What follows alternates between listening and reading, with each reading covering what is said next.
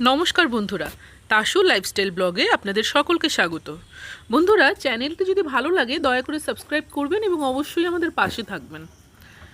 আজকে চলুন একটু আমরা বাজারে যাই, কিন্তু বাজারে আপনাদেরকে আমি নিয়ে যেতে পারলাম না, কারণ না প্রচণ্ড বৃষ্টি হচ্ছিল। জানেনই তো, মোবাইল দিয়ে তো ভিডিও করি, জল পড়লে তো শেষ, তাই আর বাজারে নিতে পারলাম না। কিন্তু বাজার থেকে যা যা এনেছি সেটা আপনাদেরকে দেখাচ্ছি। আজকে কিছু মুদিখানা করেছি, কিছু সবজি বাজার করেছি, কয়েকদিনের জন্য করে নিলাম, কারণ প্রতিদিন তো বাজারে যাওয়া সম্ভব হয় না, আর মুদি বাজার করতে প্রতিদিন কেউ যায়ও না, কিছু দিনেরটা একসাথে নিয়ে আসে।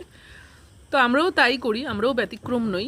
তবে বাজারে গেলে যেটা এখন মনে হয়, বাজার দর কিন্তু প্রচণ্ড হাই, মানে এত জিনিসের দাম বেড়েছে, সাধারণ মানুষের পক্ষে কিন্তু খুবই মুশকিল হয়ে যাচ্ছে দিন গুজরান করা। যদি আমি আমার নিজের কথাই বলি বন্ধুরা, আমাদের এই 10 বছরের দাম্পত্য জীবন, 10 বছরের সংসার, সেই প্রথম দিকে অনেক কম দাম ছিল। মানে আজকে যা যা মানে যেই জিনিসগুলো আমরা দেখছি 40 টাকা কেজি, সেগুলো ওই সময় 20 টাকা করে বা 22 টাকা করে ছিল, তো প্রায় ডাবল দাম হয়ে গেছে। এবার আপনারা আমাকে বলতে পারেন যে মানুষের মাইনেও তো বেড়েছে, কিন্তু সত্যি কথা বলুন তো, দিনমজুরের যে ডেইলি লেবার, দিনমজুর, তার যে মজুরি সেটা কি ডাবল হয়েছে? আগে 400 ছিল, এখন হয়তো 500 হয়েছে, 800 তো হয়নি। তাহলে সাধারণ মানুষের অবস্থা ভাবুন তো। এই আজকের দিনে দাঁড়িয়ে কাঁচা লঙ্কা 150 টাকা কেজি, আমি 100 গ্রাম কিনলাম 15 টাকা দিয়ে। যদিও সবজি বাজার প্রতিদিন আপ অ্যান্ড ডাউন করে, আমরা জানি প্রচুর বৃষ্টি হচ্ছে, এই তো দুদিন ধরে আপনাদের বৃষ্টিই দেখিয়ে গেলাম আমি। তো বৃষ্টি হলে সবজির দাম একটু বেড়ে যায়, তো ঠিক আছে সেটা, কিন্তু ওভারঅল এখন যেটা মানে দেখতে পাই বাজারে গেলে, মানে হাত লাগানো মুশকিল। মাছের কথা তো বাদই দিলাম। চলুন একটু একটু করে আপনাদের দেখাই। দুটোই সাবান এনেছি, কারণ ঘরে কিছু সাবান রয়েছে, সব জিনিসই একটু একটু করে ঘরে রয়েছে, তাই সেইভাবেই লিস্ট মিলিয়ে কিছু কিছু করে কিনেছি। শুধু মশলাটা আমার একটু বেশি হয়ে গেছে।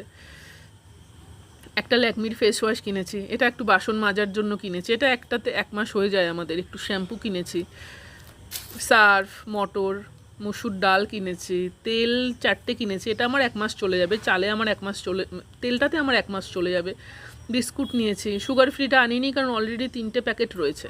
এই দেখুন ওটস, স্বাস্থ্যকর খাবার, কিন্তু খেতে কিন্তু খুব একটা ভালো লাগে না। কিন্তু কী করা যাবে বলুন, সব স্বাস্থ্যকর খাবারই আমি দেখেছি খেতে খারাপ লাগে, তো তাই অগত্যা খেতে তো হবেই। তো এটা মূলত আমরা ওই একটুখানি জলে, গরম জলে ফুটিয়ে নিয়ে করি, একটু ফেনা ভাতের মতো তরকারি করে, তরকারি দিয়ে বা মাছ দিয়ে খাই।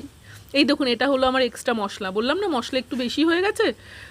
তো না, এটা আমি ব্যবহারের জন্য রেখেছি, এক্সট্রাটা আমি এক্ষুনি দেখাচ্ছি যে এটা হলো এক্সট্রা, এটা আমি ফ্রিজে রেখে দেবো, কারণ এক জায়গায় রাখলে আবার মানে এটা হলো নতুন, আর ওইগুলো একটু পুরনো, মানে গত মাসে বেঁচে গেছি, গত মাসেরটা এবং এ মাসে যেটা বেঁচেছে, তাই দুটো আলাদা করে রেখেছি। এটার আবার এক্সপায়ার ডেটটা একটু পরে, তাই সেইভাবে গুছিয়ে রাখছি। এগুলো একটু ফ্রিজে রেখে দেবো, আর ওইটা এখন ব্যবহার করব। সবজি বাজারে গেছিলাম, সবজি বিশেষ কিছু কিনতে পারিনি, যা দাম, কিছু তো হাতেই দিতে পারছে না। এখানে উচ্ছে আছে 30 টাকার, টমেটো 20 টাকা নিয়েছে, এখানে 250 টমেটো আছে, একটু বেশি আছে, ও আমাকে দিয়ে দিয়েছে। আর লঙ্কা আমি 100 এনেছি 15 টাকা দিয়ে, লঙ্কা 150 টাকা কেজি এখন। ধনে পাতা এনেছি 10 টাকার, একটু কাটোয়ার ডাঁটা, একটু কুমড়ো, কুঁদরি এনেছি, কুঁদরিটা একটুখানি বেশ বেশ বেশ বেশ রিজনেবল, এখানে 20 টাকার 500, মানে 40 টাকা কেজিতে হয়ে যাচ্ছে। তো কালকে একটা কুমড়ো দিয়ে, এই দুটো ঝিঙে এনেছি 15 টাকা দিয়ে, ঝিঙে দিয়ে, ডাঁটা দিয়ে, আর চিংড়ি মাছ আছে ঘরে 100 গ্রামের মতো, তো চিংড়ি মাছ দিয়ে তরকারি করবো, এর জন্য এই 3টে জিনিস এনেছি। আর ডাঁটাটা একটু বেশি এনেছি, আমরা একটু ওই মটর ডালে ডাঁটা আমাদের ভালো লাগে। কি ভালো লাগছে দেখুন টমেটোগুলো দেখতে। কিন্তু চাষিদের অবস্থা, আমার তো কর্মস্থল পুরো একদম মানে ওখানে সবাই কৃষিকাজেরই মানুষজন থাকে, কৃষির সাথে যুক্ত, চাষিদের অবস্থা কিন্তু খুব খারাপ। মানে যা টাকা ওরা ব্যয় করে, চাষ করে, যে শক্তি ওরা ক্ষয় করে, যে শ্রমটা ওরা দেয়, সেই তুলনায় ওরা দাম কিন্তু পায় না বন্ধুরা। তো রুই মাছ আজকে রান্না করব, আর ওই যে বললাম একটু আগে, সেইটা চিংড়ি মাছ দিয়ে তরকারি করব। সকালবেলা সবই রেডি, তো রান্নাও বসিয়ে দিয়েছি। আপনাদের সাথে বাজারটা শেয়ার করে খুবই ভালো লাগলো, বাজারে নিয়ে যেতে পারলে আরও ভালো লাগতো।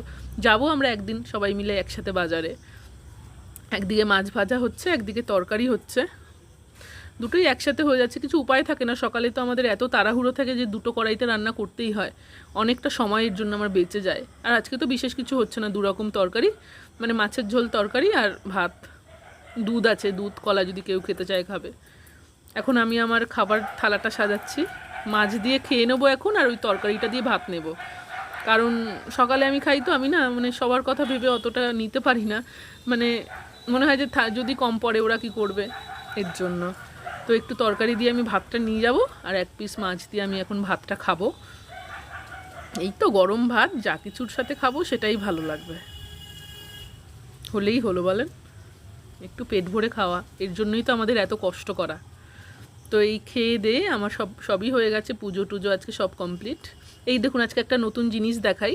এটা হলো একটা শুটিং হচ্ছে, একটা আদিবাসী সিনেমার শুটিং হচ্ছে আমার কর্মস্থলে পাশেই। তো আপনাদের ভাবলাম একটুখানি এই ভিডিওটা শেয়ার করি। এখানে একটা শুটিং হচ্ছে, কেউ একজন মারা যাচ্ছে, বেশ ভালো লাগছে। চলুন তাহলে বন্ধুরা, আজকে ব্লগটা এখানেই শেষ করি। নমস্কার।